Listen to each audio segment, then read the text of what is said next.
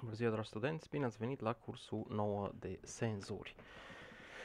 Data trecută, în cadrul cursului, am studiat modulația în amplitudine, dacă vă aduceți aminte.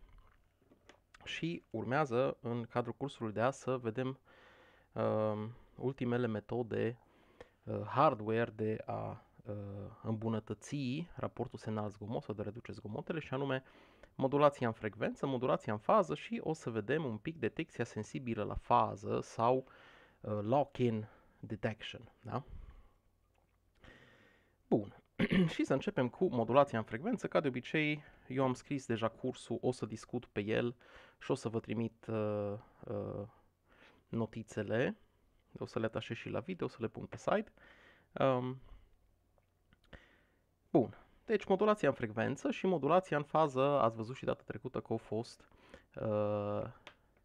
modulații în unghi, da? Deci nu modulam amplitudinea, ci modulam fie frecvența, fie faza unui semnal purtător, da? Da. Și hai să vedem ce cu modulația asta în frecvență. Da? Da. Pentru o undă modulată unghiular, da? Avem această ecuație pentru unda respectivă. Deci avem S de t, care e un A indice C ori cosinus de theta I de t, da? Unde AC e amplitudinea semnalului modulat și în cazul modulării în frecvență și în fază, amplitudinea asta rămâne constantă, deci ea nu variază. În schimb, o să varieze frecvența sau faza semnalului, da? Și avem acest cos de theta I de t, unde theta I e unghiul, da? Sau componenta instantanee a unghiului, să zicem, care variază în timp, da? No, și pentru un semnal modulat în frecvență, dacă am vrea, de exemplu, să modulăm acest semnal sinusoidal, da? Asta e semnalul modulator și o să încercăm să modulăm frecvența acestui semnal purtător cu semnalul modulator. Și dacă încercăm să facem chestia asta, o să vedem un semnal care are o astfel de formă. Acum, cât de bine am putut eu să desenez, o să vedem și în microcap, da? Avem niște modele de modulare de modulație în frecvență și în fază, da? Deci vedem că în momentul în care amplitudinea semnalului crește, crește frecvența semnalului purtător. În momentul în care amplitudinea scade, frecvența semnalului purtător scade. Da? Și vedem aici că avem frecvență mai mare decât purtătoarea, frecvență mai mică decât purtătoarea și iarăși mai mare. Deci ăsta ar fi semnalul modulat. Da? Bun. Acum, pentru un semnal modulat în frecvență, putem să scriem frecvența instantanee, deci frecvența la un moment dat de timp, să fie Fi, să fie Fc, dacă are carrier frequency, plus un Kf ori MDT, da? Unde Kf e sensibilitatea în frecvență, dar se dă în herți pe volți. Da? Și ce vedem? Vedem că dacă amplitudinea semnalului modulator crește, frecvența crește. Dacă amplitudinea scade, amplitudinea poate să fie și negativă, da? Vedem că frecvența scade, deci avem o creștere și o scădere a frecvenței în funcție de amplitudinea semnalului. De fapt, aici nu e corect să zicem amplitudine, pentru că amplitudinea e semnal sinusoidal. Deci să zicem valoarea instantanee, nu amplitudine, valoarea instantanee a tensiunii semnalului modulat. Da? Pentru că NDT e de fapt o valoare, e o tensiune. Da? Da, bun. Și acum hai să vedem care e relația dintre viteza unghiulară și unghi. Pe relația dintre viteza unghiulară și unghi care este? Viteza unghiulară e variația unghiului în timp. Da? Și dacă înlocuim, o să avem 2πfi este de theta i de t pe dt, ca și aici ne dă un theta i care este 2π ori integrală din fi dt. Da? Și dacă înlocuim fi cu valoarea asta de mai sus, ce o să avem? O să ne dea că theta i este 2π fct, da? Că putem să despărțim această integrală, ne dă 2π fct plus 2π kf ori integrală din m dt dt. Da? Și dacă înlocuim theta i în ecuația inițială pe care am avut-o, deci s dt era ac cos de theta i dt, da? Dacă o înlocuim, o să ne dea această ecuație. Deci o să avem un A indice C cosinus D și avem 2pi fct plus 2pi kf integrală din m de t dt. Da? Deci avem aici un 2πf, da? Și aici asta iar e un unități de frecvență. Deci vedem că avem un cosinus cu o sumă de frecvențe. Da? Da. Și în cazul unei unde modulate în frecvență, ce o să avem? M de t, dacă îl scriem AM cos de 2πfmt, putem să rescriem S de t ca un AC cosinus de 2πfct plus un beta sinus de 2πfmt. Da?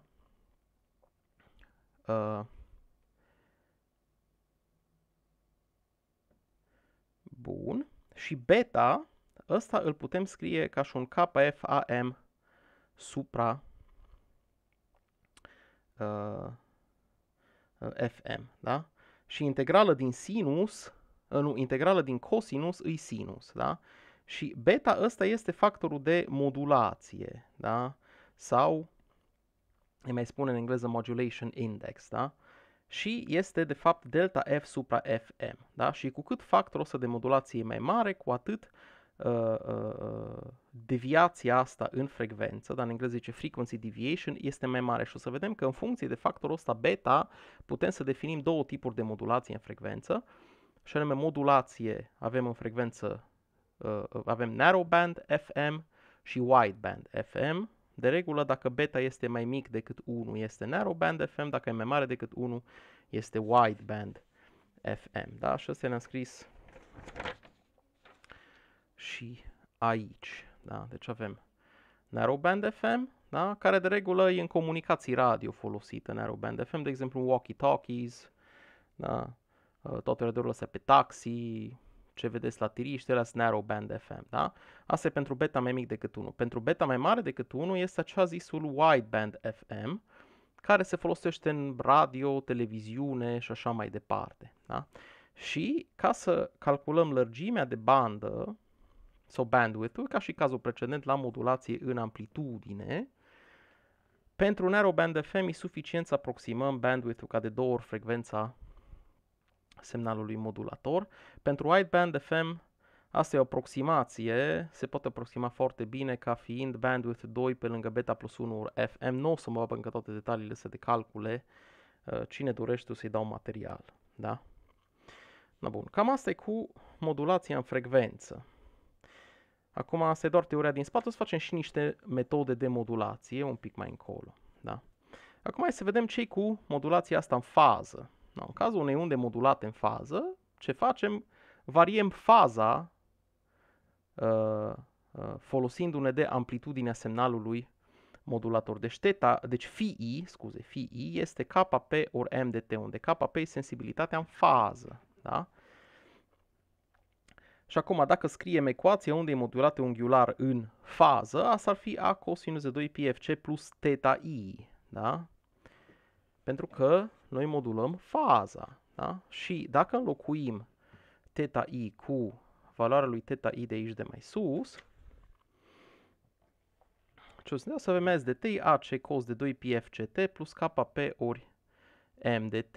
Da? Și dacă îl punem pe m de t am cos de 2πfmt, ne dă S de t AC cosinus de 2πfct plus beta cos de 2πfmt. Da? Și vedem că seamănă un pic cu cazul precedent. Da? De fapt este identică, doar că beta o e definit un pic altfel aici, da? Și beta în cazul ăsta este egal cu delta phi, care este kp ori am, da? Și delta phi deviația în fază. O să vedem că modulația asta în fază e folosită foarte mult în cazul comunicațiilor digitale, da? Deci modulația în frecvență e folosită mai rar în cazul comunicațiilor digitale. Cel mai des se folosește modulația în amplitudine și modulația în fază. Da? Da, bun. Acum hai să vedem niște probleme înainte să mergem la partea cu tipurile de modulatoare. Da? Și se dă următoarea problemă. Da? Astea cu unde FM. Da? Deci avem o undă sinusoidală cu amplitudine de 5V și frecvență 2 kHz, care e aplicată la intrarea modulator FM și are o sensibilitate în frecvențe de 40 de Hz pe volți. Deci trebuie să determinăm deviația în frecvență, factorul de modulație și lărgimea de bandă a acestei unde. Da? Acum putem să notăm, da, amplitudinea asemenea modulatorii 5V, frecvența asemenea modulatorii de 2 kHz, da, și avem o sensibilitate în frecvență de 40 de Hz pe volt. Da? Da. Putem să scriem delta F conform definiției ca și KF ori AM. Vedeți că nu sunt chestii diferite față de ce am făcut la modulația în amplitudine. Da? Și dacă înlocuim, avem 40 ori 5, deci ne dă 200 de Hz. Asta e deviația în frecvență. Da? Și beta, dacă îl calculăm, avem delta F 200, e 200 supra 2000. Da? Care ne dă 0,1, deci beta e mai mic decât 1, deci avem un narrowband frequency modulation. Da? Și dacă mergem mai departe, ce ne dă? Bandwidth-ul putem să-l scriem ca și de 2 ori frecvența semnalului modulator, deci 2 ori 2 kHz, deci este 4 kHz. Da?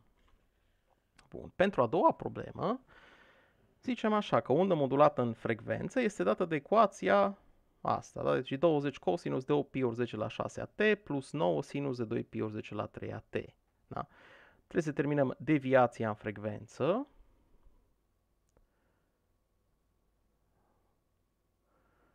Deviația în frecvență, bandwidth-ul și puterea totală necesară pentru, deci puterea totală a undei, da? Și avem o rezistență de 50 de ohmi, da?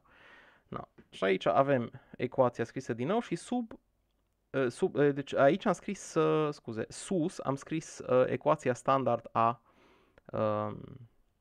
undei modulate în frecvență și jos am mai scris odată ecuația dată, da? Astfel încât să putem scoate parametrii.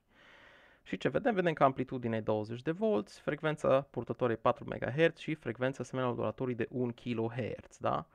No, și dacă facem calculul, beta ne dă 9, da? Deci beta ne dă 9, deci beta e mai mare ca 1, deci o să avem un wideband frequency modulation, da? Și din relația asta lui beta putem scoate în delta F, da? Deci delta F beta ori FM, care e 9 ori 1 kHz, deci dă 9 kHz, da? Și bandwidth-ul poate fi calculat ca 2 pe lângă beta plus 1 ori frecvența semnalului modulator, deci de 2 ori 9 plus 1 ori 1, deci de 20 de kHz. Da? Și puterea totală, vedem că în cazul ăsta nu avem variații de amplitudine, deci puterea totală pentru o undă modulată FM e chiar puterea purtătoarei. Da? Deci putem să aproximăm foarte bine lucrul ăsta pentru că frecvența de regulă nu variază foarte mult. Amplitudinea rămâne constantă și frecvența cât variază? La un semnal de 1 MHz să variem cu plus minus 1 kHz, puterea rămâne cam tot acolo. Da? Și atunci puterea totală ce o să fie? AC pătrat supra 2R, deci 20 ori 20 400 supra 100 ne dă 4 W. Bun, no, cam atâta cu teoria din spatele modulației în frecvență și în amplitudine. Și ca să vedem mai bine, în fază. Și ca să vedem mai bine, putem să uităm în microcap la tipurile de modulație. Da? Am văzut data trecută modulatorul AM. Da?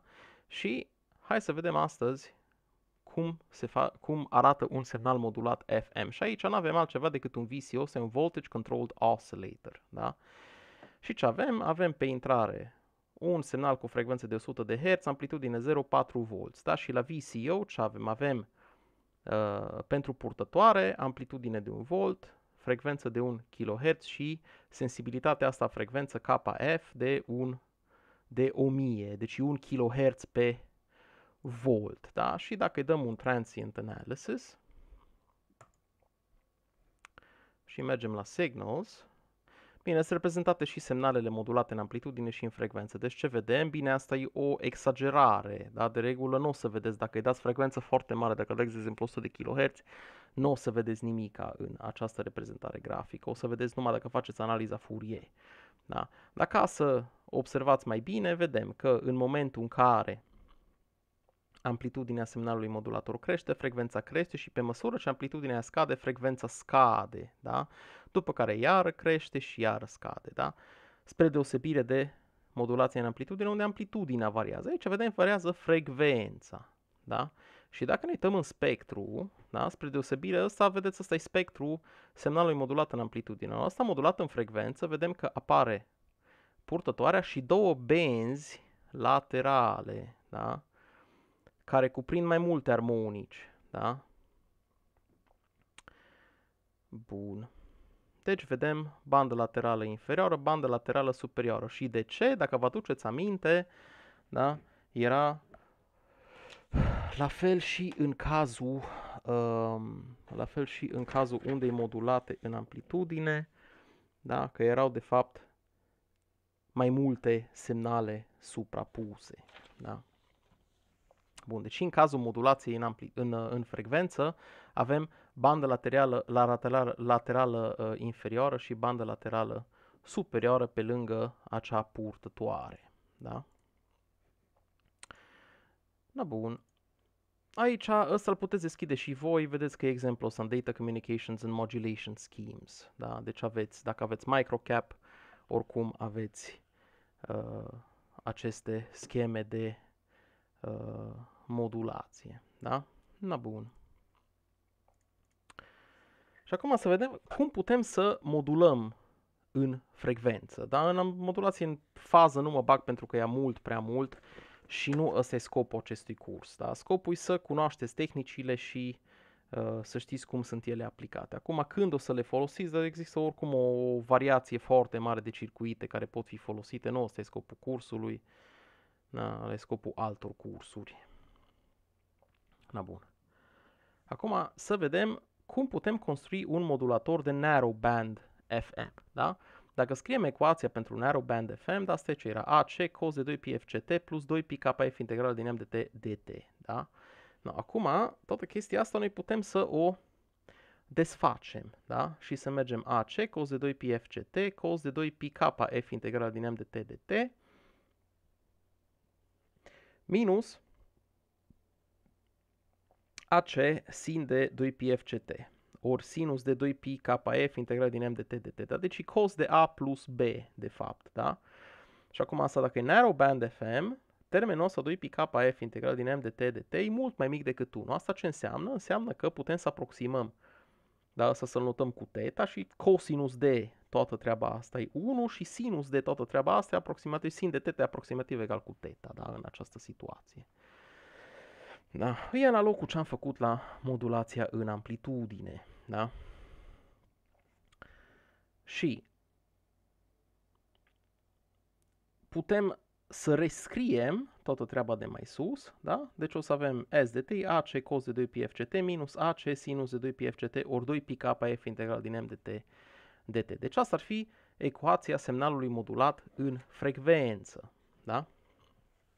Și dacă e să facem o schemă bloc, facem numai o schemă bloc. Deci dacă vreți modulatoare de genul ăsta, găsiți. Puteți căuta pe net.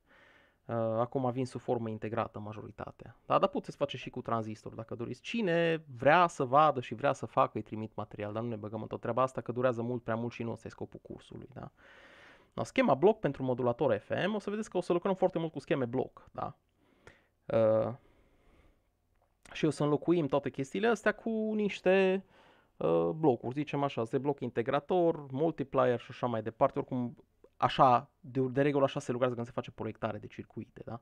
Deci nu se bagă în detaliile circuitului, se știu parametrii circuitului și se conectează toate blocurile alea între ele și gata. Da? Deci de la ce pornim? Pornim de la semnalul modulator. Da? Numai să verific dacă înregistrează chestia asta, că dacă nu e mare baie. Bun. Merge.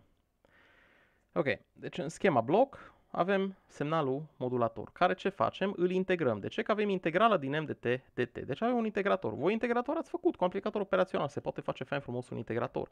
Cu op-amp se poate face și multiplier, dacă vreți. Da? Bun. Și aici avem integrala din MDT, care ce trebuie să fie? Trebuie să fie înmulțit cu un AC sin de 2 pi FCT, da? Și aici avem un AC cos de 2 pi FCT. De ce? Pentru că avem nevoie de el aici. Și vedem că ăsta e defazat cu minus 90 de grade. Dacă îl defazăm cu minus 90 de grade, scoatem sinus de, da?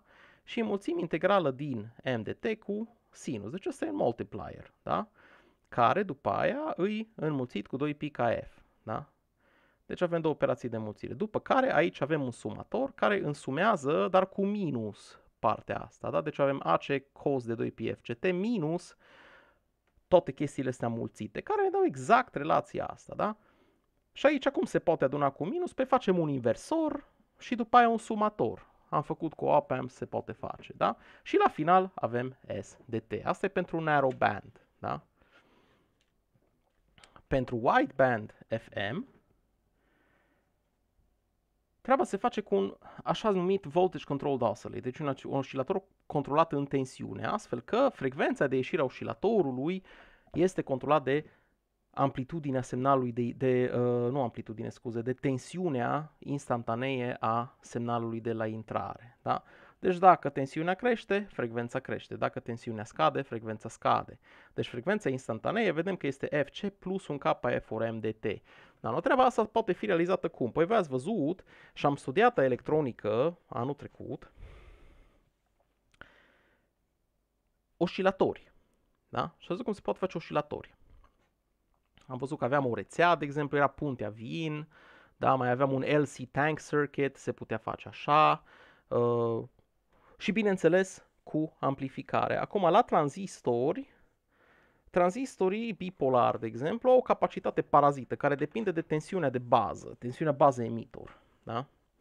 Deci capacitatea parazită nu e chiar constantă. Și variația capacității parazite, de exemplu, dacă puneți, de exemplu, un LC tank circuit pe colectorul unui montaj emitor comun, de exemplu, da? O să vedeți că puteți să realizați un semnal modulat în frecvență, da? Pentru că variația tensiunii de intrare va provoca variația capacității parazite a tranzistorului bipolar și lucrul ăsta o să ducă la o variație a tensiunii rezonante a acelui LC tank circuit. Da? Da. De ăla e un mod de a realiza, mai sunt și multe altele, nu ne băgăm în toate că nu ăsta e scopul cursului. Acum, dacă modulăm, trebuie să vedem cum demodulăm semnalele modulate în frecvență. Da?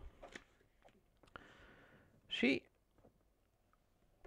demodulația FM se poate face fain frumos prin așa numitul discriminator de frecvență. Da? Și asta e numită metoda Frequency Discrimination Method, da? Care nu presupune altceva decât o derivare. Da?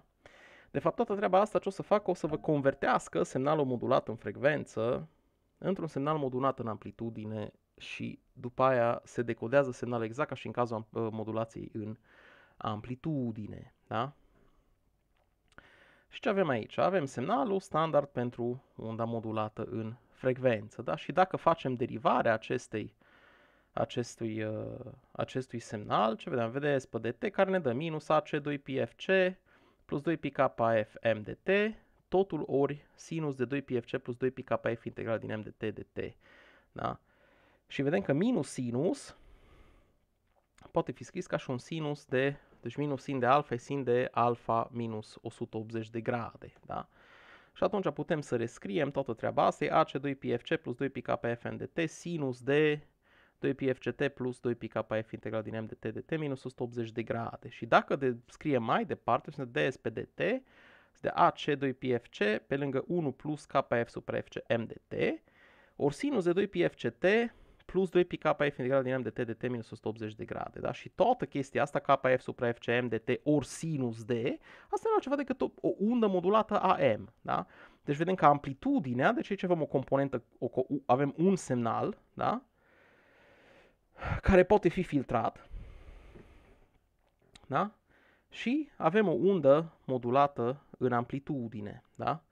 Și dacă vrem să facem schema bloc, cum o facem? Păi avem un derivator. La ieșire avem o undă AM și folosim acest envelope detector pentru a demodula, pentru a obține semnalul ăsta modulator. Da? Deci e foarte simplu, cu un derivator, da, și un envelope detector se poate face treaba asta. Da? Envelope detector l-am făcut cursul trecut, nu mai facem încă o dată, ați văzut cum se face. Da? Da, bun. Și ultima parte legată de modulație este așa numita modulație digitală, care e de fapt tot analogică. Diferența este că în cazul modulației digitale nu mai folosim semnale sinusoidale, ci folosim semnale dreptunghiulare, da? Sub formă de 1 și 0. Da? Da, și modulația digitală se folosește de toate cele trei tipuri de modulație pe care le cunoaștem. Modulație în amplitudine, modulație în frecvență, modulație în fază. Da? Și acestui tip de modulație digitală îi spune shift keying. Da? Și în funcție de tipul de modulație avem, dacă avem modulație în frecvență, avem frequency shift keying, da? Care e FSK, avem amplitude shift keying, avem on-off shift keying, o să vedem asta ca și la codul Morse, și avem phase shift keying, da? Și mai există, o să vedem mai încolo, și quadrature shift keying, care e un pic mai complicată, dar nu e prea complicată. Da? Și acum, ca să vedem toate tipurile astea de shift keying, o să mergem înapoi în microcap. Bun, dacă mergem aici, ăsta e un exemplu foarte, foarte fain din microcap, e gata făcut. Deci vedeți că eu mă folosesc foarte mult de programul ăsta pentru că e foarte util și pentru electronică și pentru senzor. Da? Și aici, ăsta nu e altceva decât un exemplu de tipuri de modulație digitală. Deci vedem on-off shift keying, amplitude shift keying, frequency shift keying și binary phase shift keying. O să vedem de ce zice binary, da? Care e diferența între binary phase shift keying și quadrature phase shift keying, de exemplu. Da? Bun. Și hai să începem cu, deci vedem că aici avem niște switch-uri, da? Și dacă dăm dublu click le putem comuta. Și mergem pe off cu toate ca să vedem on-off shift keying, da? Și aici la output trebuie să legăm switch-ul să meargă la out de on-off shift keying, da? Nu o să mă bag în tot ce face circuitul ăsta, nici nu înțeleg pe deplin ce face. Important e că arată foarte fain, deci exemplifică foarte fain tipurile astea de shift keying, da? Și alegem on-off shift keying, da? Și să dăm un analysis, să dăm un transient analysis și o să plotăm toate aceste semnale, da? Na bun. Și acum, ce vedem sus? Sus e un semnal de date, da? Deci avem 1 logic, 0 logic, 1 logic, 0 logic. Ce vedem? Când avem o tensiune nenulă pe intrare, aici s-a dus la 2 volți. Deci când avem 1 logic, avem semnalul purtător, da? Care are o amplitudine constantă. Da? În momentul în care tensiunea scade la 0, amplitudinea semnalului purtător scade și ea la 0. Când merg datele iar la 1 logic, iară crește amplitudinea. Deci ca și codul Morse. Da? Deci în momentul în care avem 1 logic, avem undă purtătoare, când avem 0 logic, nu avem undă purtătoare. Da? Asta este on-off shift keying. Asta este cel mai simplu model. Vreau să văd dacă se vede. Cel mai simplu model de modulație digitală. Dar e echivalent codului Morse. Da? Bun. Hai să vedem următorul tip de shift keying. Deci tot modulație în amplitudine. Asta e amplitude shift keying. Da? Și dăm iară transient analysis. Și ce vedem? Vedem că în cazul amplitude shift keying, atunci când avem 1 logic, aici cred că trebuie să fie invers. Oricum nu contează. Deci când avem 1 logic avem amplitudine mică, atunci când avem 0 logic avem amplitudine mare. Oare nu îi negat undeva, cumva? Nu știu, nu contează. Asta trebuie să țineți cont numai. Deci când avem o stare sau alta, avem o amplitudine sau altă amplitudine și o să vedeți că putem, de exemplu, să avem și mai mult de un nivel al amplitudinii. Putem să avem, de exemplu, 4 valori pentru amplitudine care să corespundă, de exemplu, mai multor valori. Da? De exemplu, 0, 0, 0, 1, 1, 0, 1, 1. Da? Deci să se transmită mai mulți biți simultan, de exemplu. Da? Asta e amplitude shift keying. Da? Deci vedem că atunci când avem unul logic, avem amplitudine mai mică, când avem 0 logic avem amplitudine mai mare, da? Și amplitudinea este constantă pe intervalul de 0 sau de 1 logic, da? No, bun, ce-a mai rămas? A mai rămas frequency shift keying. Da, asta e frequency shift keying. Să-i dăm un transient și să-i dăm run.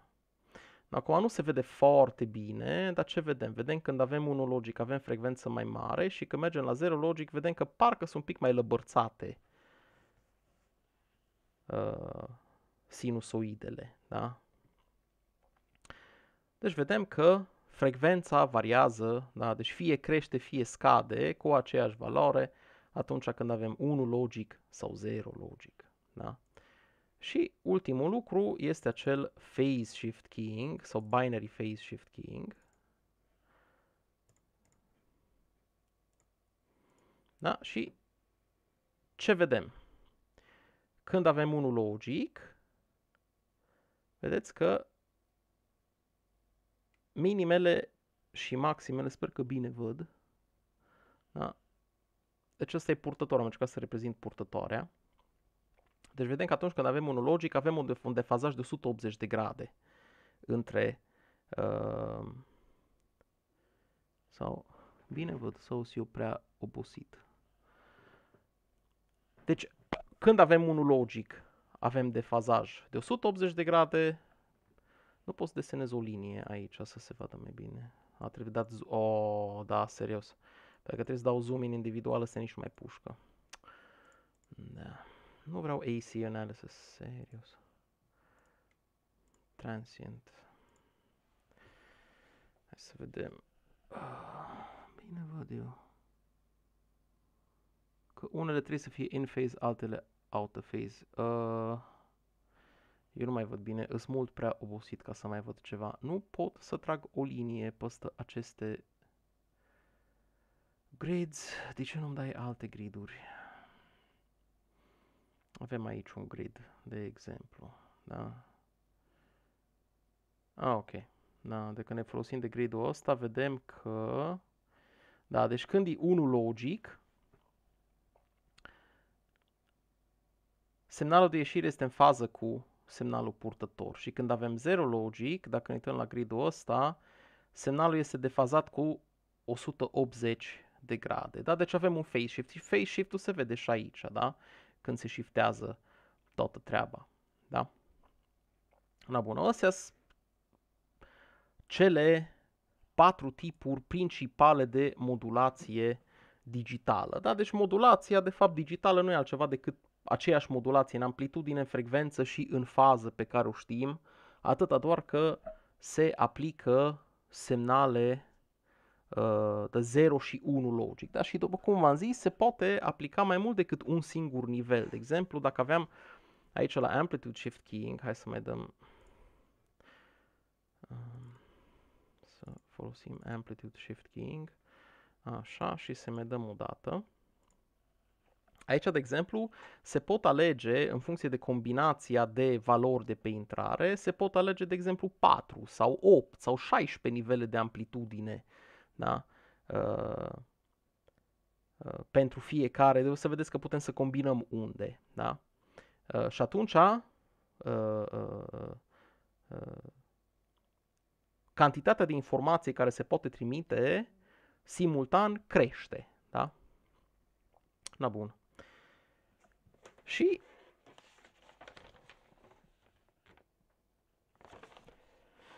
o să vedem așa numita modulație în quadratură. Asta e o altă parte a modulației digitale. Da? Bun, cursul de azi o să iasă, nu o să iasă de o oră, o să iasă de o oră. Oricum, important e ce se face, nu cât se face. Da? Oricum o să avem noi de discutat pe laborator mai încolo, așa că cât iese, atâta iese. Da? Bun. Deci avem aici modulația în quadratură. Da? Da, și modulația asta quadratură ce presupune? Presupune însumarea a două semnale. Și avem semnalul cosinus și semnalul sinus.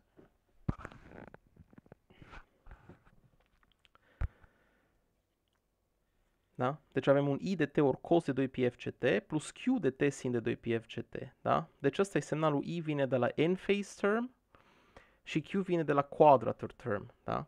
Și o să vedem că treaba asta se aplică și la lock-in. Da? Și acum I de T are un AI de T cos de theta, Q de T are AQ de T sin de theta. Da? Unde și aici trebuie să scriem theta I, da? Pentru că fiecare din aceste semnale poate să fie modulată în amplitudine sau în fază. De regulă, în amplitudine sau fază, modulația în frecvenței se cam renunță la ea în partea în comunicațiile digitale. Da? Deci Wi-Fi o să vedeți că e quadrature amplitude modulation. Da? Și dacă citiți un pic mai mult, o să vedeți că ăsta e motivul pentru care vă scade viteza de net foarte, foarte tare atunci când vă scade puterea semnalului. Dacă atunci scade amplitudinea și atunci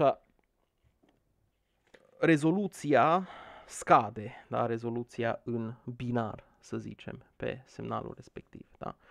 Deci, modulația asta quadratură, de fapt, nu presupune altceva decât o modulație, da? Cu cosinus și cu sinus. Și schema bloc pentru un quadrature modulator de genul ăsta, deci avem I de T și Q de T se modulează, da? Deci se înmulțesc. Că modulația de fapt nu e altceva decât o mulțire, da? Se înmulțește cos de 2pi FCT și același semnal purtător se defazează cu 90 de grade, asta semnifică să plus 90 de grade, da? Și semnalul Q de T se modulează cu un sin de 2pi FCT, dar și treburile astea sunt însumate și transmise mai departe. Da? Da, și hai să vedem cum arată în quadratură un binary phase shift keying. Deci phase shift keying-ul pe care l-am văzut până acum era de fapt un binary phase shift keying. Da? Deci erau doar două stări ale fazei. Deci am văzut că pentru delta phi egal cu 0 am avut acest vector, deci asta e reprezentarea în quadratură. Dar e un fel de reprezentare polară și la reprezentare se mai spune constellation diagram. Da? Asta de ce arată ca niște constelații dacă se reprezintă grafic. Da?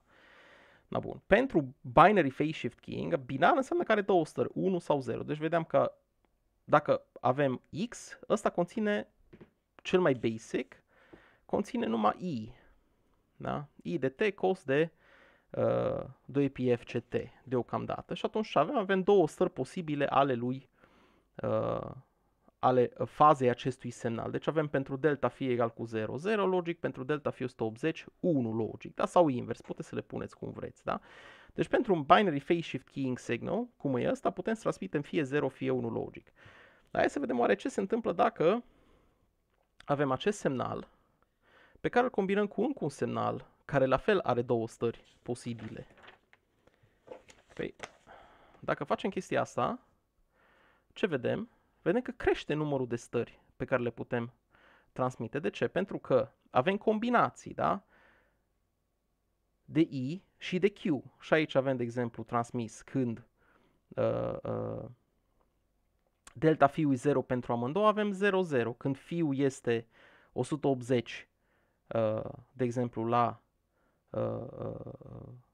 semnalul I, avem 0, 1. Când amândouă sunt 180, avem 1, 1.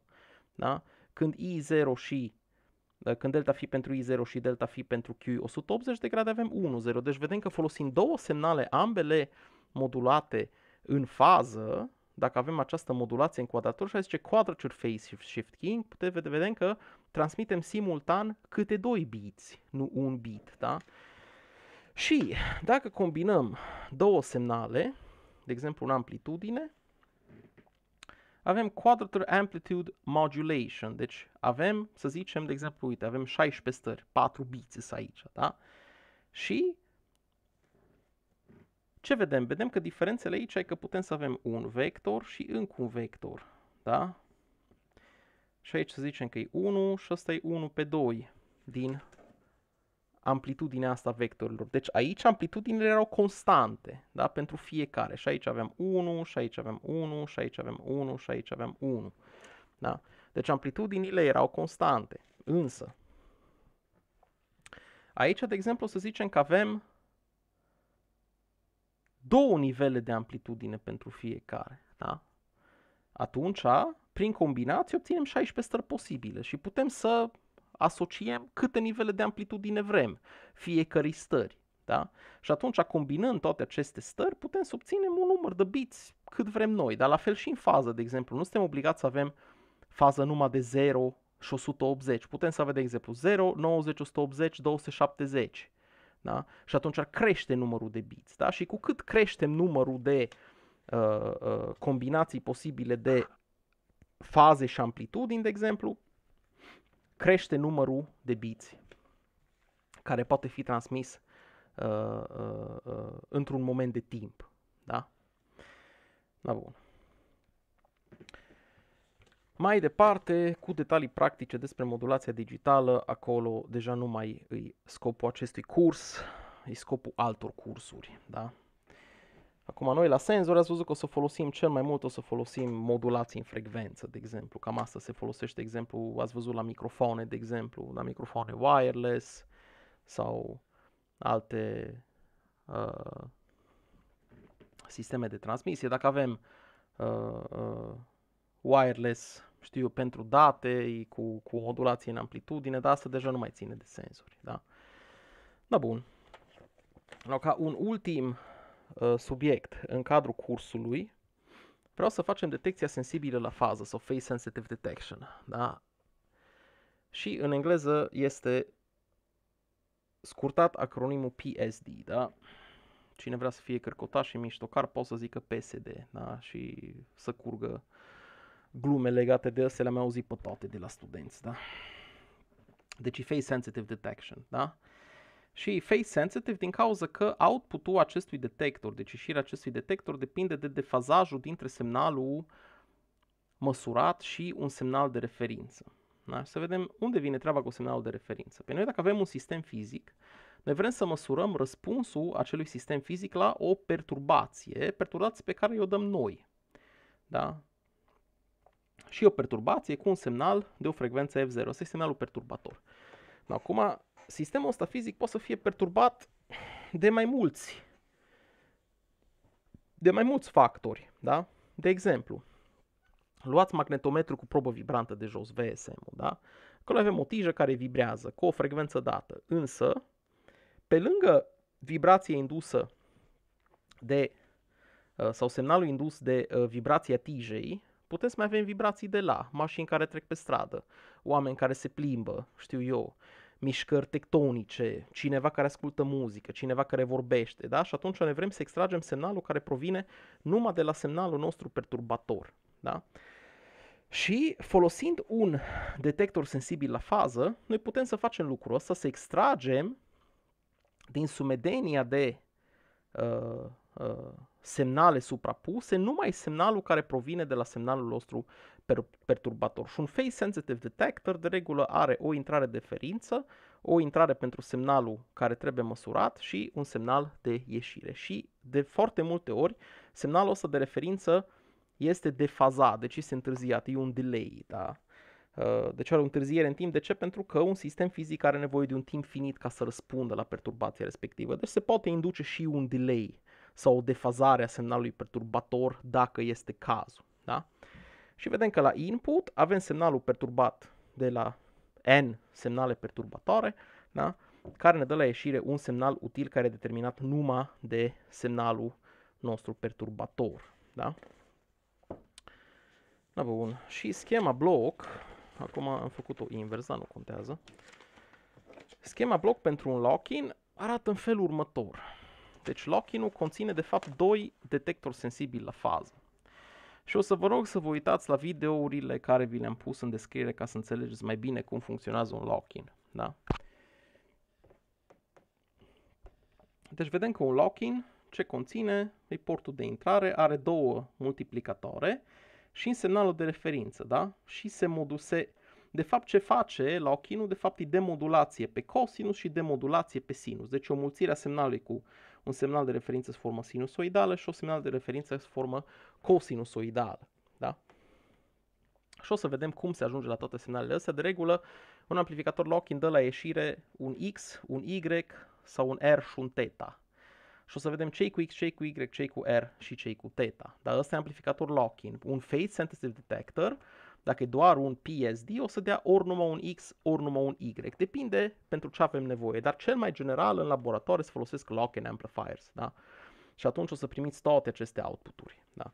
Deci ne dă, o să vedem că lock-in-ul ne dă informație despre amplitudine și despre fază, da? Da. Și cum ajungem la toată chestia asta? Oare unde mi-s calculele corecte? Că în prima tură am greșit. Bun. Deci, pentru amplificatorul lock-in, ce avem? Avem un semnal de referință, care e un VREF sin de omega RT plus teta referință. Da? O să vedem ce e cu asta. Și semnalul măsurat, IVS, IV signal, V-sig, sin de omega ST ori teta sig. Da? Deci e un semnal. Și dacă le multiplicăm, ce o să avem? O să avem, nu știu dacă ați văzut, acum cred că se vede. Deci IVS VR, IVRF V sig, ori sin de omega RT plus teta ref, sin de omega ST plus teta sig, da? Și avem VRF V sig, ori sin de A, sin de B, le-am denumit A și B și aici am făcut o mică deducere pe care am făcut-o și la modulația în amplitudine. Da? Deci avem cos de A plus minus B, cos de A, cos de B minus plus sin de A, sin de B. Am făcut toate deduceri și am văzut că sin de A, sin de B e 1 pe 2, cos de A minus B minus cos de A plus B. Da? No, și înlocuind toată treaba asta aici, ne dă că VS, VR, VRF, V sigur 1 pe 2 cos de omega RT plus teta ref minus omega ST minus teta sig minus cosinus de omega RT plus teta ref plus omega ST plus teta sig. Da? Și, de regulă, lock-in-ul se folosește atunci când frecvențele celor două semnale sunt egale sau cel puțin apropiate. Da? Și atunci, dacă egalăm omega R cu omega S, ne dă această relație. Să avem VS VR egal cu VRF V sig 1 pe 2, cos de teta ref minus teta sig, minus cos de 2 omega RT plus teta ref plus teta sig. Și semnalul ăsta de obicei se elimină folosind acest low pass filter de la ieșire. Filtrul trece jos. Da? Și o să avem la ieșire V-out, deci asta e ieșirea primului detector sensibil la fază. Avem VRF, ieșirea unuia din detectori. 1 pe 2 VRF, VSig, cos de teta sig minus teta ref. Da? Și dacă dăm valori lui teta ref, avem astea două semnale. Deci VR era sub formă sinusoidală. Acum, în video de la Zurich, instrumenții pus invers. Nu contează de același lucru. Deci VR era sub formă sinusoidală. Deci aveam aici, pentru teta R egal cu 0, pentru teta referință egal cu 0, aveam sine demodulation. Și dacă înlocuim, avem calculul 1 pe 2 VRF sig cos de teta sig. Ăsta e Y-ul, ăsta e Y-ul scos de amplificatorul lock-in. Dacă teta ref e 90 de grade, ce avem 1 pe 2 VRF sig cos de teta sig minus 90, care e 1 pe 2 VRF sig cos de teta sig cos de 90 plus sin de teta sig sin de 90. Ăsta e 0 și o să ne dea la ieșire V-out 1 pe 2 VRF sig sin de teta sig, care e X. Și de regulă X se numește in-phase term și Y se numește quadrature term. Da? Da. Și dacă reprezentăm polar, da? Ăsta nu este altceva decât, e ca și un număr complex. Da? Și avem un modul și o fază. Da? Da. Și dacă îi să dăm valori, ce vedem? Că avem Y și avem X. Deci, ce vedem? Vedem că dacă creștem, deci dacă teta sig e 0, da? Avem numai semnalul in phase. Da? Și cu cât creștem teta sig, deci când teta sig este, cât e? Cos de 0 e 1. Cos de 0 e 1. Bine zic. Cos de... Da, cos de 0 e 1. Cosinus de 0 e 1. Deci avem numai quadrature term. Da? Și cu cât creștem, cu atâta... Cred că ar trebui să fie invers. Nu știu dacă nu e invers. Cred că l-am luat eu invers. Că ar trebui să fie in phase termul maxim când teta e 0. Da? Că avem in phase și quadrature. Da, cred că e invers. Hai să le punem invers. Deci ăsta e X care e in phase și Y care e în quadrature. Cred că eu l-am pus invers. Asta e Y. Da. Bun. Vă uitați și în video de la Zurich Instruments și acolo ar trebui să găsiți tot, da? Da, bun. Deci vedem că semnalul ăsta in phase, cu cât e teta mai mare, cu atât amplitudinea lui este mai mică, da? Și cu cât crește defazajul, semnalul ăsta în quadrature crește, da? Bun. Înseamnă că și aici trebuie să le pun invers. Da. Atunci e Y și atunci aici e X, cred. Depinde și cum arată semnalul ăsta de referință, da? No. O să vedeți lock-in-uri folosite foarte mult jos în institut. Avem la toate magnetometrele, avem lock-in amplifiers, da? Și în foarte multe aplicații de lab se folosește lock-in, da? Na, bun. No, cam atât cu cursul de azi.